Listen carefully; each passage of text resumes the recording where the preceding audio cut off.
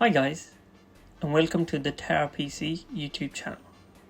If you're into high performance without the high price, you're in the right place.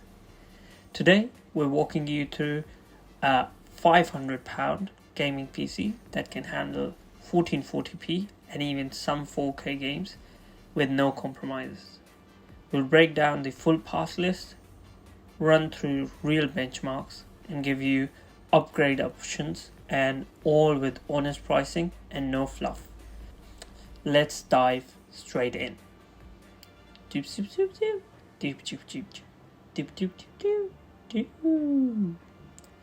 Okay, so here's what's powering this beast of a budget build. We've got the AMD Ryzen 5 5600, a 6-core 12-thread CPU, and still one of the best bang for buck gaming CPUs available. You could always go for a 5600X, which is just a few pounds more, but we wanted to keep under the budget, so we set with the 5600. And honestly, for £95, or even if you look around on used marketplaces, you can get this for a bit cheaper. But for £95, you can't get any better. Next, we have the CPU cooler. And here I've said £0. This is because the Ryzen 5 5600 includes a stock cooler in that £95. Amazing. That gets the job done. But for just £16 more, the Thermalright Assassin X120, as shown here, gives you lower temps and quieter performance. If you're gaming in a warm room or just want extra cooling headroom, like what we've done, it's a great upgrade, but it's optional. So I'll give you the final pricing with and without that. Next, we've got the Gigabyte A520M-K. It's a very long name. Motherboard, AM4 motherboard for just £50. We've got the AM4 socket. It's port M.2, which is important for us, and it works with the 5600 out of the box. Next, we've got 16GB DDR4 3200 MHz RAM.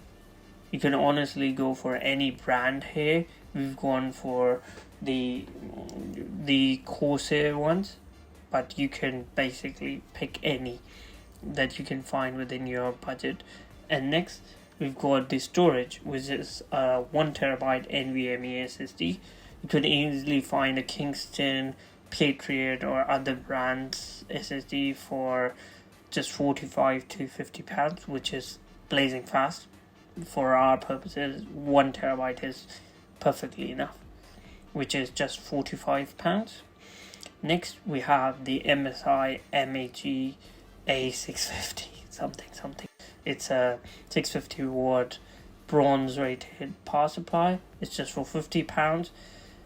Here with the case, we've used a Corsair Spectre something case, which cost us £30 brand new from an eBay seller. But you could easily go for a brand new CIT flash ARGB case for £40 from Amazon, which has great airflow and just enough RGB to keep it fun, so even without hurting the wallet. So essentially, that is 95% of your build completed.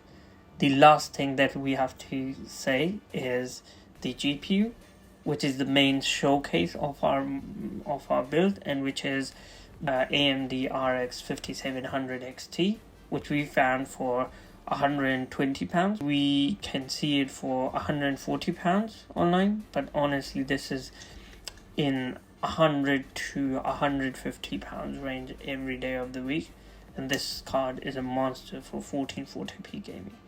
It has 8 gigs of VRAM, which limits it in a lot of 4K games, but it has great performance and a much better deal than most newer entry-level cards. You can't get any better than this. And so the total cost of a build is somewhere around £460-ish, depending on what cooler you go with, how much storage you go with, what deals are running around, and those kind of things. So either way, you're well under £500, and if you have that £30-40 left to spend on, I would say either get a Wi-Fi adapter, or you could get more case fans if you find that the case isn't good enough for your use case, or even just upgrade your motherboard or add more storage or RAM, whatever. And if you think that you don't want to spend that money, you could always just keep it in your pocket. So now let's look at how this PC actually performs in games. So firstly, we have Valorant, which runs at 4K max settings at 200 to 300 FPS. When I started playing this, I was amazed at how optimized this game is. Hats off to the developers.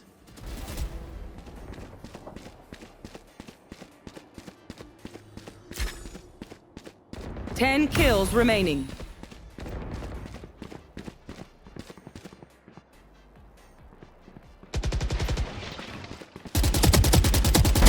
Shot down.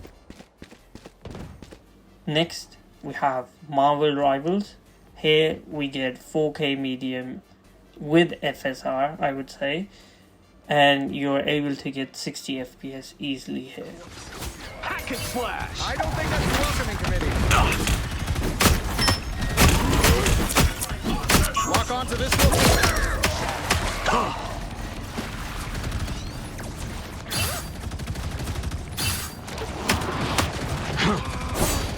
Judge. Nextly, we have Battlefield 5. Now this and another game that I'm going to show in a bit at 4K Ultra looks amazing, and you get 60 FPS. Honestly, you could just lower down settings to get higher FPS, but for this kind of game and like the visuals, I feel like this is the sweet spot of settings.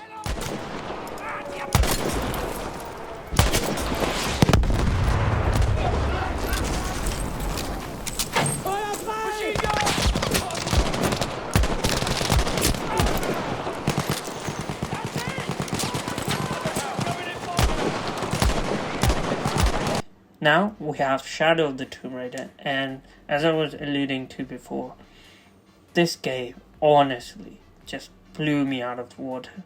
At 4K high, this looks better than honestly 90% of the new titles that are coming out, and you are able to play this game at 60 plus frames per second.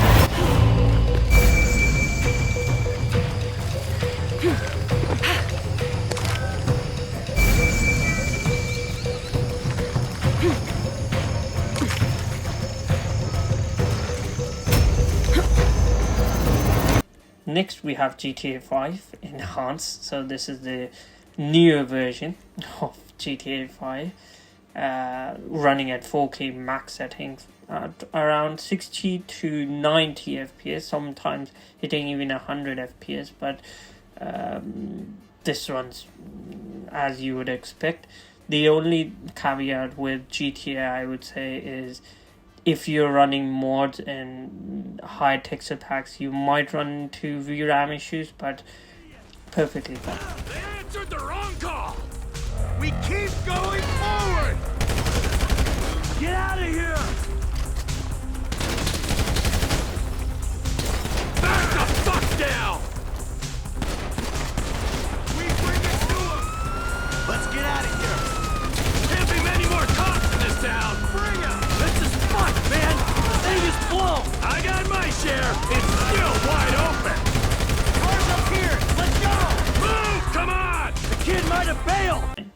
Next, now we're going into more higher difficult games where here we have Control, which runs at 1440p. Now we're coming down into 1440p then rather than 4K, running at medium settings at 60 FPS.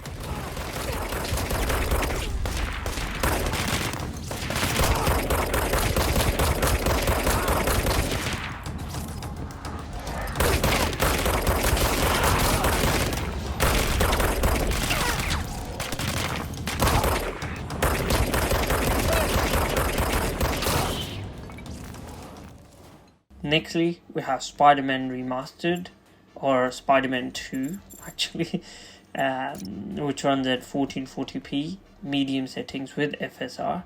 So now with these more difficult titles, you will have to go down to 1440p with medium settings and FSR, but I think this works perfectly fine, and this runs at 60 plus frames per second. Maybe he's hungry! Should toss the big guy a snack! Open wide!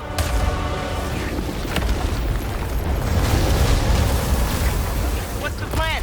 Keep him busy! I got an idea! Oh crap.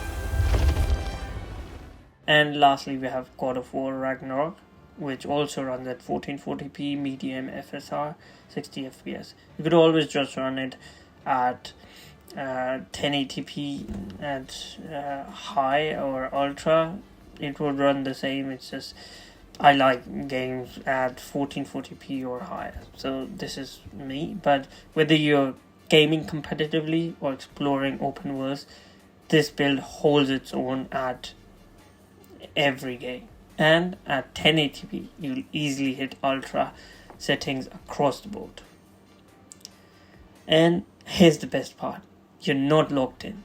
You can upgrade the GPU whenever you want. You can drop in an RX 6800 XT, which is basically like 100 to 200 pounds more, which would easily give you 4K at high settings.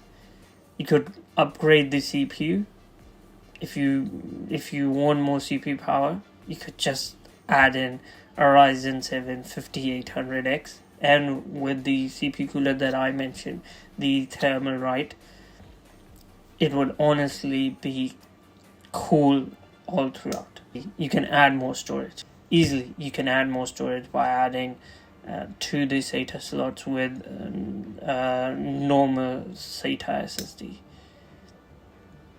The last thing I would say is the AM4 platform is mature, affordable, and even still now it's getting newer CPUs, so it's still very relevant. So if you are looking at a new build even, don't hesitate with the AM4 platform. There we have it. For 450 to 500 pound gaming PC that handles 1440p gaming with ease and even steps into 4K. Whether you're just starting out, upgrading from a console, or looking for serious performance on a budget, this is the way. Drop a like if this helped, and subscribe to the Terra PC YouTube channel because we've got lots more content coming. See you guys later.